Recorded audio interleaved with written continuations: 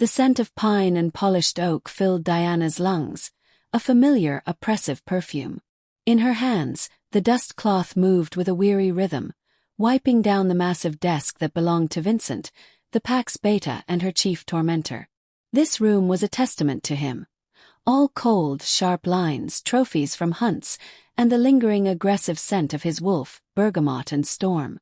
As an Omega, this was her lot. To serve, to clean, to be invisible. Especially to him.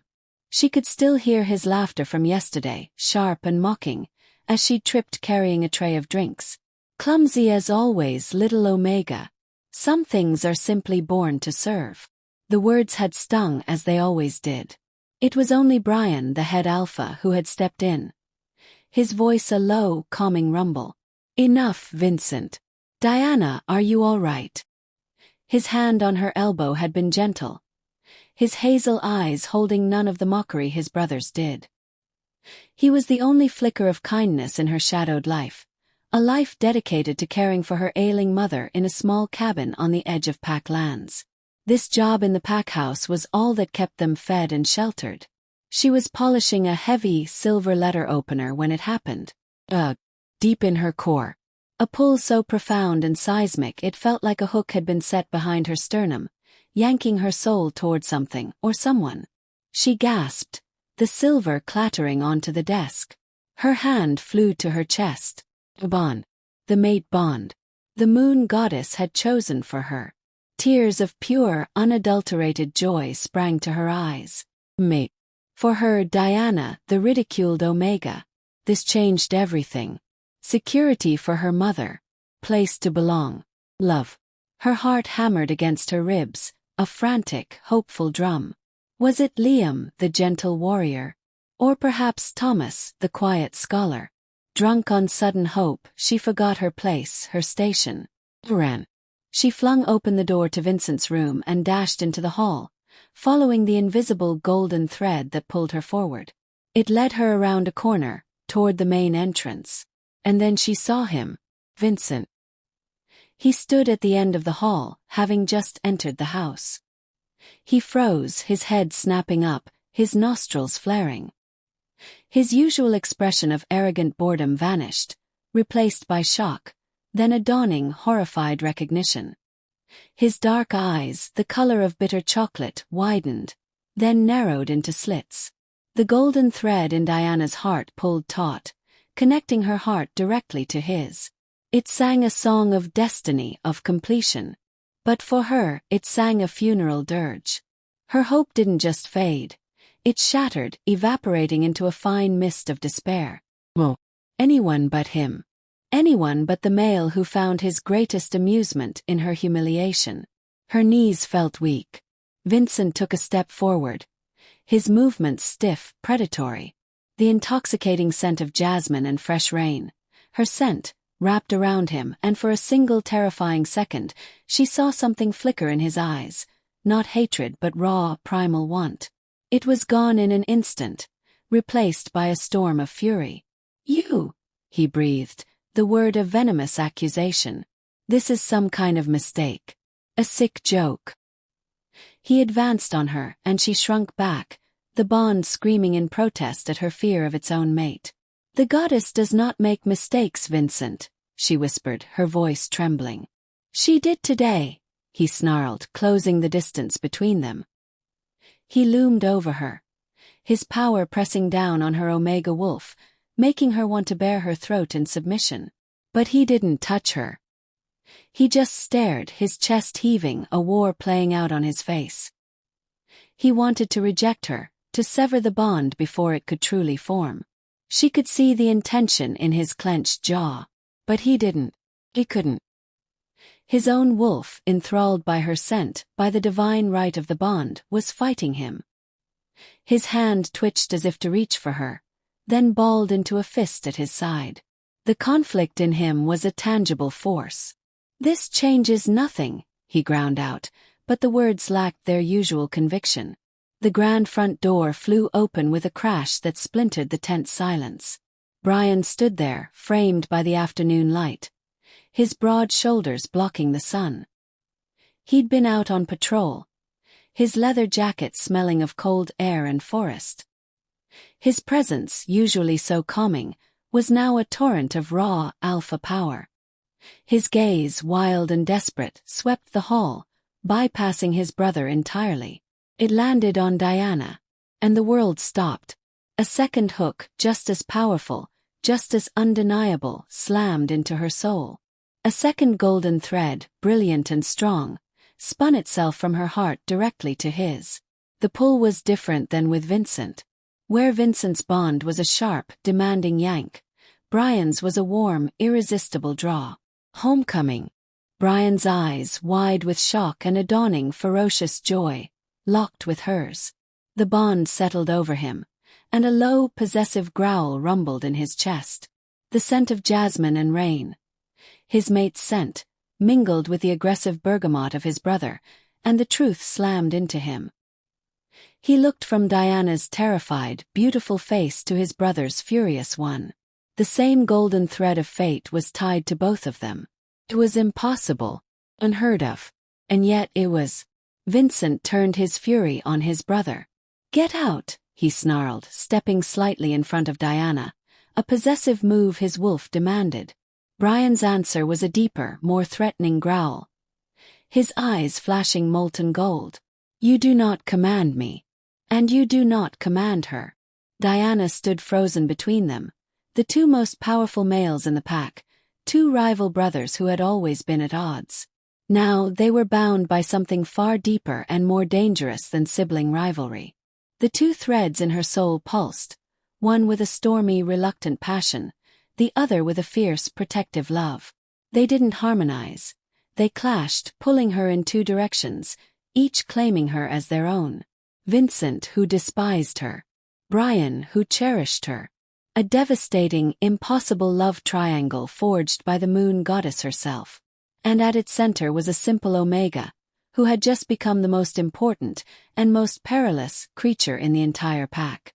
She was the rope in their tug of war. Prize. 'Cause the thought was a splash of ice water. Blood war. Between the alpha heirs. Over her. The despised Omega. A whimper escaped her lips, breaking the stalemate. Both pairs of eyes snapped to her, filled with conflicting possessiveness. It was too much. The weight of the bonds, the shock, the terror of the future. It collapsed on her all at once. I can't," she stammered, her voice a broken thread. And then she ran. She didn't look back. She heard Brian call her name, a sound of pure concern. She heard Vincent snarl something, a command to stop. But she was already past them, shoving the heavy door open and fleeing into the cool embrace of the twilight woods. The trees swallowed her, their shadows a welcome hiding place. She ran until her lungs burned and her legs gave way, collapsing at the base of a great, ancient oak. Sobs racked her body, tearing from her throat with a raw, painful intensity. "Why?" she cried out to the darkening sky, to the unseen moon. "Why her? Why them? Was my life not hard enough? Do you hate me so much?" Tears streamed down her face, hot and relentless. "I don't want to choose. I don't want to be the reason they tear each other apart. The reason the pack splits. Why would you torment me like this?" Her voice dropped to a broken whisper. "Why give me everything I ever wanted? Only to make it a curse?"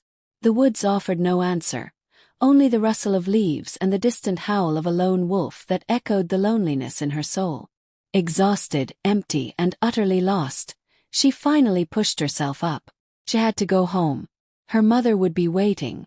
By the time she reached their small cabin, the moon was high. She paused at the door, wiping her tear-streaked face, forcing a deep, shaky breath. She painted on a smile, the same one she used when her mother asked how her day was after Vincent had publicly shamed her. She pushed the door open. "Mama, I'm home." Catherine was seated by the hearth, a worn blanket over her lap. Her eyes, though clouded with age and illness, missed nothing. They swept over Diana, taking in her puffy eyes, the tremble in her hands, the false brightness of her smile. "The stew is warm on the stove, my heart," Catherine said softly. Then she patted the stool beside her. But first come sit. Tell me what has stolen the light from your eyes. It's nothing, Mama, Diana said, her voice a little too high. Just a long day. The alphas, they were demanding. It wasn't entirely a lie. Catherine reached out, her hand gnarled but gentle, and cupped her daughter's cheek. Diana, I have known you since you were a kick in my womb. I have felt every one of your hurts before you could even speak them. You cannot hide your storm from me. The sky is too clear in your eyes for it to be nothing. The simple kindness, the unwavering love, broke the last of Diana's resolve. The fake smile crumbled, and a fresh tear traced a path through the dust on her cheek. She slumped onto the stool and buried her face in her mother's lap, the story pouring out of her in a rushed, tearful torrent. She told her of the bond, of Vincent's rage, of Brian's shocking entrance, of the two impossible threads now permanently knotted around her soul. Catherine listened in silence, her hand stroking her daughter's hair. When Diana finished, spent and trembling, her mother was quiet for a long moment. The moon goddess's path is never a straight one, my child, Catherine finally said, her voice a soft rasp. She sees a tapestry where we see only tangled threads. But what do I do, Mama? Diana pleaded. How do I choose? Catherine smiled, a sad, knowing smile. You are asking the wrong question. You are asking your mind to solve a riddle of the soul. The answer you seek is not out there. She gently tapped a finger over Diana's heart. It is in here. Your heart already knows what it wants.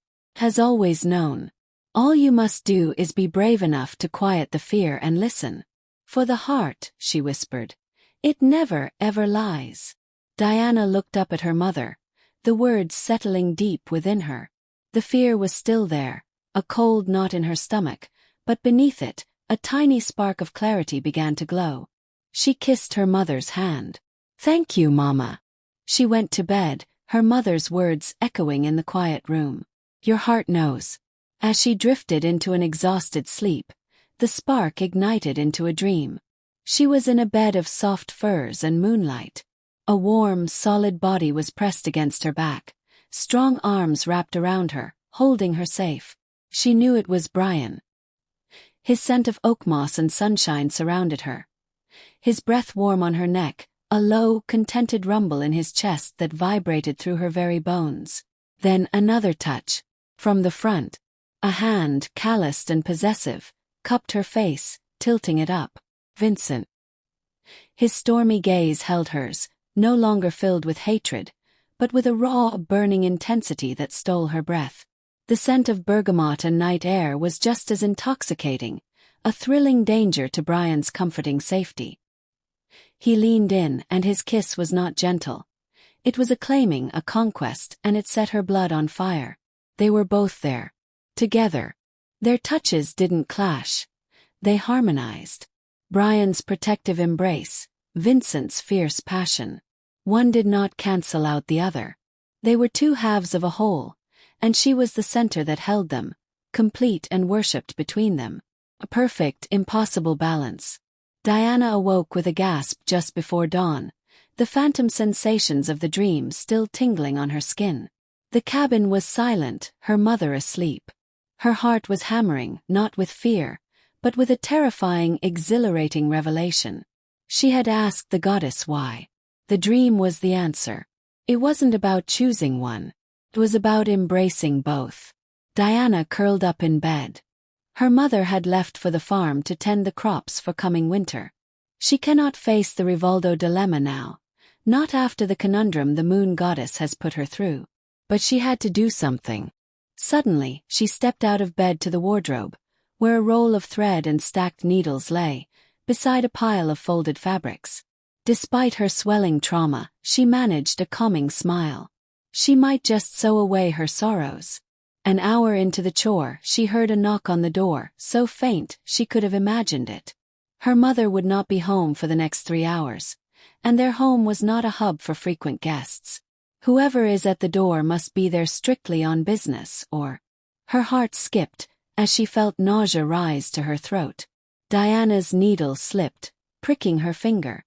A single bead of blood welled up, stark against the faded fabric of her mother's old dress. She sucked on the wound, her heart beginning a frantic rhythm against her ribs. It wasn't just the sound. It was the tug. The one that had been a constant aching hum in her chest for a week, now pulling taut, insistent. And the scent, rich, warm, and unmistakable. A blend of sun-warmed citrus and something deeper, spicier, like sandalwood and amber. Brian. Her wolf, which had been listless and sad in her self-imposed exile, leaped to life inside her, whining with a desperate joy, longing to press against him, to be surrounded by that comforting alpha strength. For a long moment she considered not answering. She could pretend she wasn't home. But he would know. The bond would tell him she was mere feet away. Her heart hammering like a trapped bird's. Reluctantly, her feet carrying her against her better judgment, she went to the door and opened it a crack. He filled the doorway, his broad shoulders blocking the afternoon sun. He looked tired, lines of concern around his warm hazel eyes. Just the sight of him sent a physical ache through her. "Diana," he said. His voice a low rumble that vibrated right through the bond. "Alpha," she replied, her voice barely a whisper. She didn't open the door wider. "We need to talk," he stated, his gaze intense, seeing everything, the shadows under her eyes, the way she clutched the door for support. "There's nothing to talk about," she said, her voice gaining a sliver of strength. I'm not feeling well. I need time to recuperate." She turned her back on him, a blatant act of defiance from an omega to an alpha, and walked back into the small living room. She left the door open. An invitation or a surrender. She heard him step inside. His presence making the small cabin feel even smaller. She could feel his eyes on her back. "How long are you going to do this, Diana?" he asked, his voice softer now, laced with a pain that mirrored her own. "How long are you going to hide from me? From this?" She kept her back to him, wrapping her arms around herself. "I'm not hiding. I told you I'm unwell. A headache." The lie tasted bitter on her tongue. Her wolf howled in protest, begging her to turn around, to go to him, to feel his arms around her. She felt him move closer, the heat of his body radiating against her back. "Look at me and tell me that," he challenged gently. "Tell me you don't feel this. Tell me you don't want this as much as I do." She squeezed her eyes shut. "I don't." The words were a betrayal to them both. She heard his sharp intake of breath. Then his hands were on her shoulders, turning her around. Before she could protest, before she could even think, he pulled her firmly against his chest and his mouth captured hers. It wasn't a gentle question. It was a desperate, claiming answer. A week of worry, of longing, of fear poured into that kiss.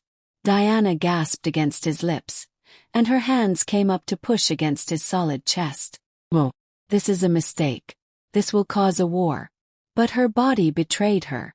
The harder she tried to resist, the more the fire he ignited spread through her veins. The bond sang a triumphant, glorious chord. Her wolf surged forward, ecstatic at the touch of its mate.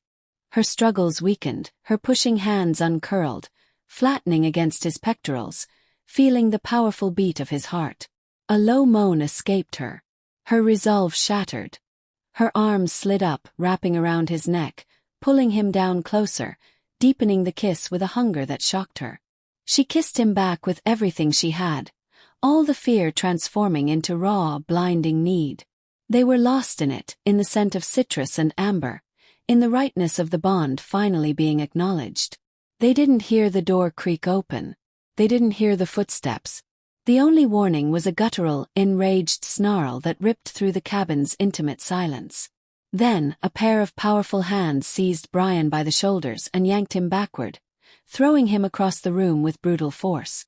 Vincent stood there, his eyes blazing pure gold, his face a mask of feral fury. The scent of his rage, bergamot turned sharp and acidic, filled the air, clashing violently with Brian's. "You think you can just take what's mine?" Vincent roared. Brian wiped a trickle of blood from his lip where the force of the throw had split it. His own eyes flashed gold, a low, dangerous growl building in his chest. She was never yours to claim, brother. Especially not when you've done nothing but scorn her. With a wordless shout of rage, Vincent launched himself at Brian. The world exploded into a whirlwind of snarls, snapping jaws and shattering wood. They were a blur of motion, two massive alpha wolves in human form, driven by primal jealousy and a contested bond. A chair splintered against the wall. The small dining table was overturned with a crash. A vase of wildflowers Diana had picked that morning shattered on the floor, water and petals scattering like their fractured piece.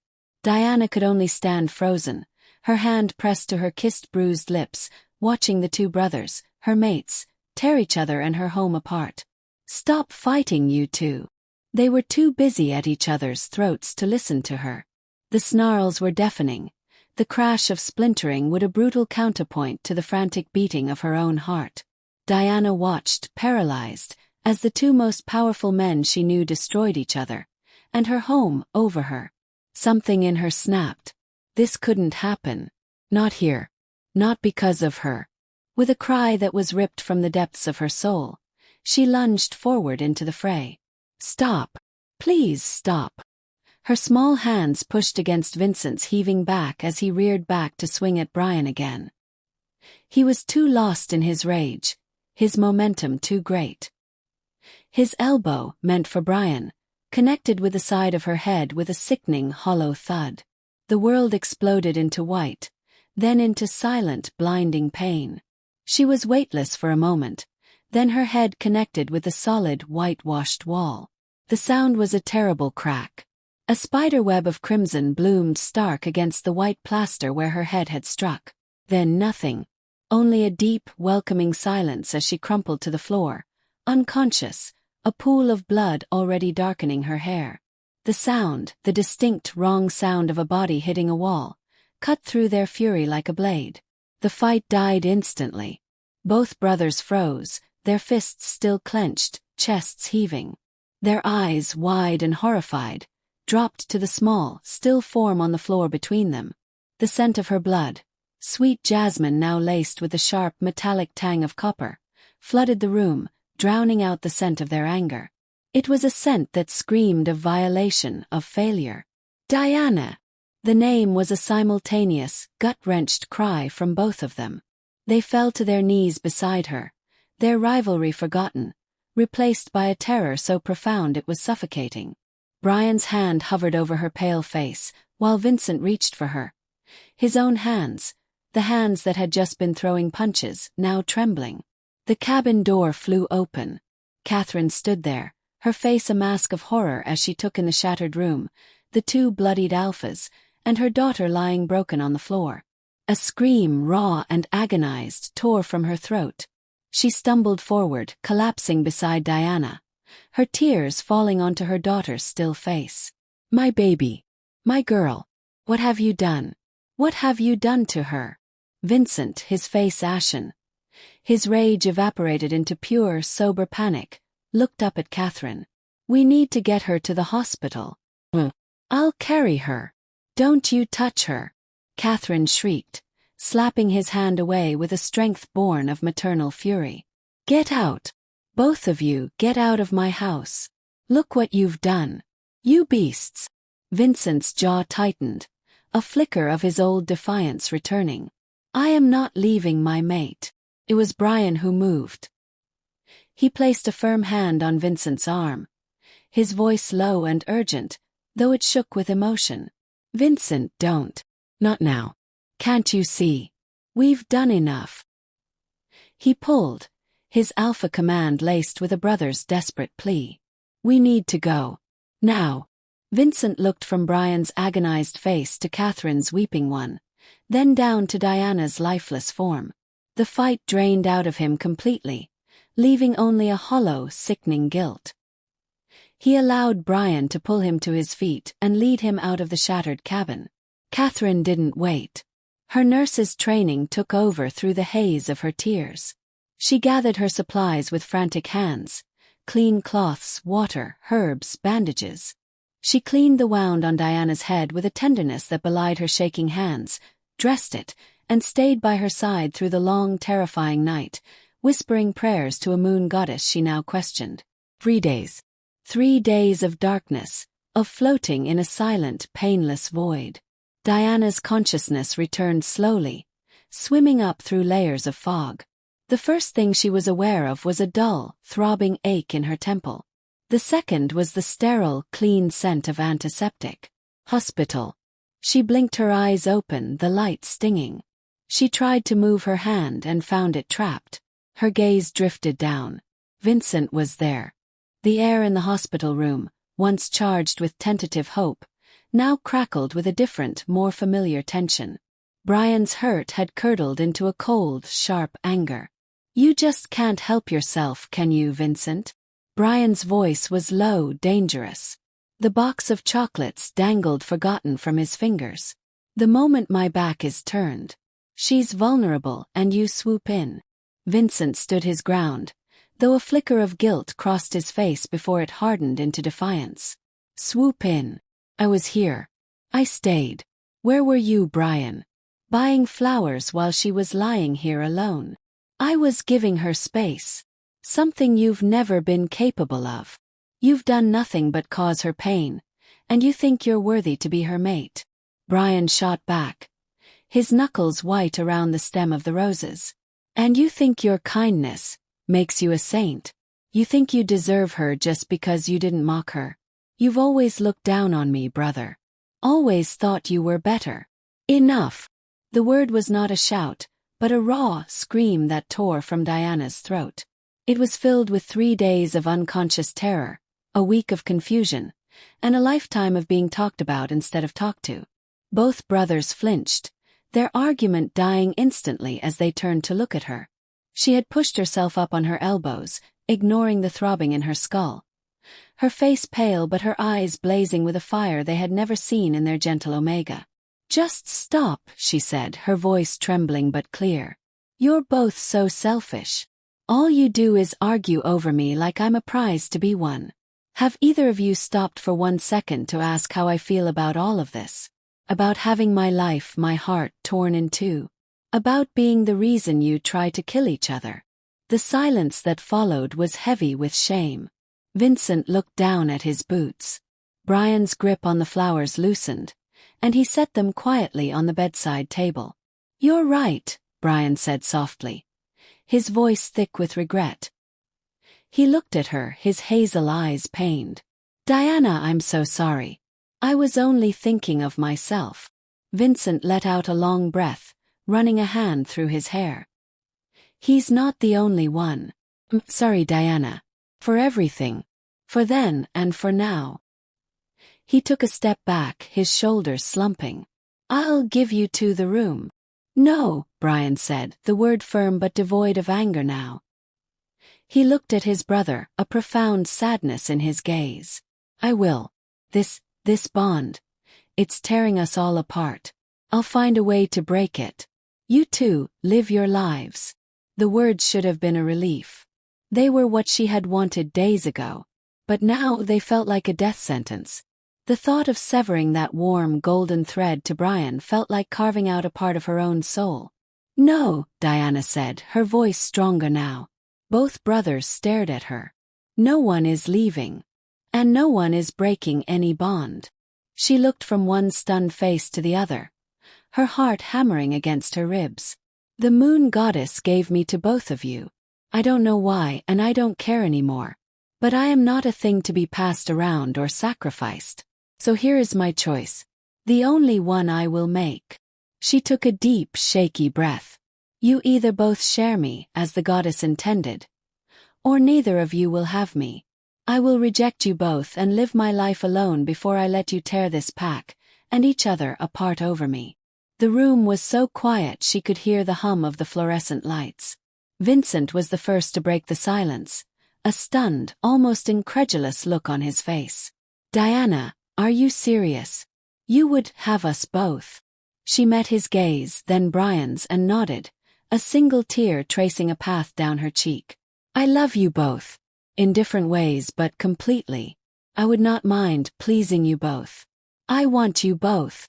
Brian looked shell-shocked, but the devastating hurt in his eyes was slowly being replaced by a dawning, awe-filled understanding. He looked at his brother, a silent question passing between them. Years of rivalry, of tension, seemed to hang in the balance. Then Vincent gave a slow, deliberate nod. Brian turned back to Diana, a real, genuine smile touching his lips for the first time. Then that is what we will do. Vincent stepped forward, placing his hand over Diana's on the blanket. Brian moved to the other side of the bed, doing the same, his hand covering hers and his brother's. We accept the bond, Vincent said, his voice solemn. And we will protect you, cherish you for the rest of our days, Brian finished. Together. The cabin door creaked open. Catherine stood there, her eyes wide, taking in the scene. Her daughter, pale but radiant, with both alpha brothers at her bedside, their hands joined over hers. Mama, Diana said, a true, joyful smile breaking through her tears. Vincent and Brian have asked for my hand. We're going to have a mating ceremony. All of us. Catherine's hand flew to her mouth. She looked at the determined faces of the two alphas, then at her daughter's hopeful, resolute one. She saw not a dilemma but a resolution. She moved forward and enveloped Diana in a tight, careful hug. She whispered softly into her ear, words meant only for her daughter. I knew you would find your answer. I am so proud of the woman you've become. Pulling back, she smiled at all three of them, her eyes misty. It seems the moon goddess has woven a more interesting tapestry than any of us could have imagined. Welcome to the family, boys. A couple of months later, the whole world was gathered at the Rivaldo mansion for the biggest mating ceremony ever known to realm. Diana, for one, was nervous. You'll ruin your makeup, darling, her mother assured while combing her blonde hair. It'll be just fine. Diana looked into the reflection at her mother's magical eyes. The same eyes that held answers to all her questions. With you by my side, I will always be fine. You have everything you need to be fine. She planted a kiss on Diana's head, and took her hand in hers. Come now, will you? We have a bride to reveal. Diana giggled, taking her mother's hands in hers. I'm not sure patience is a Rivaldo trait. She stepped into the hall and her jaws dropped to the ground. The great hall of the pack house, usually a place of imposing authority, was transformed. Garlands of night-blooming jasmine and white roses woven with silver thread draped from the high beams, their sweet, heady scent mingling with the aroma of roasted meats and spiced wine. Sunlight streamed through the tall windows, catching the dust motes dancing in the air like scattered diamonds. Every member of the pack, and many from neighboring territories, were gathered, their chatter a happy, buzzing hum. At the center of it all stood Diana. She was a vision in an asymmetrical gown of ivory silk, one strap delicately crossing her shoulder, the fabric cascading to the floor in a soft, elegant sweep. A delicate tiara of twisted silver and moonstones rested on her brow, catching the light and casting tiny rainbows around her. But her true radiance came from within, from a confidence that had been forged in fire and now shone with serene power. Flanking her, a united front, were the Rivaldo brothers. Brian, on her right, stood tall in a dark, tailored suit that spoke of his alpha status. His warmth was a tangible force, his hazel eyes crinkling at the corners as he greeted their guests, his hand resting possessively, yet gently, on the small of Diana's back. On her left, Vincent was a study in dark, magnetic elegance. His black suit was impeccably cut, his posture radiating a protective intensity that had softened into devoted pride. His stormy eyes, once full of mockery, now held only awe for the woman between them, his fingers lightly intertwined with hers. They were a triad of power and balance. Together they welcomed alphas and dignitaries from across the region, not just accepting gifts of silver and land, but sealing new partnership deals that promised prosperity and growth for their pack for generations to come. The message was clear. The former rivals were now an unbreakable leadership, their union a source of immense strength. Whispers of the extraordinary mating had spread, but seeing it, The genuine love and respect that flowed between the three of them silenced any doubt. They were not a scandal.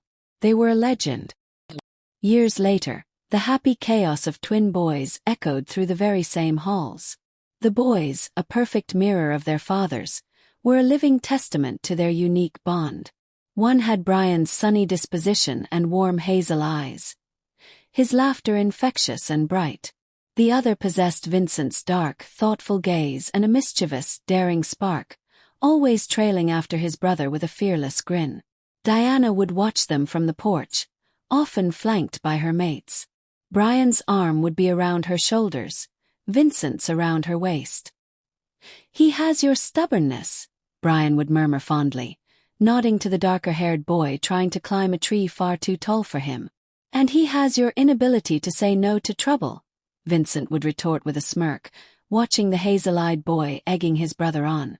Diana would just smile, leaning into both of them. Her heart, once torn and afraid, was now full to bursting. She had not chosen one. She had chosen a family.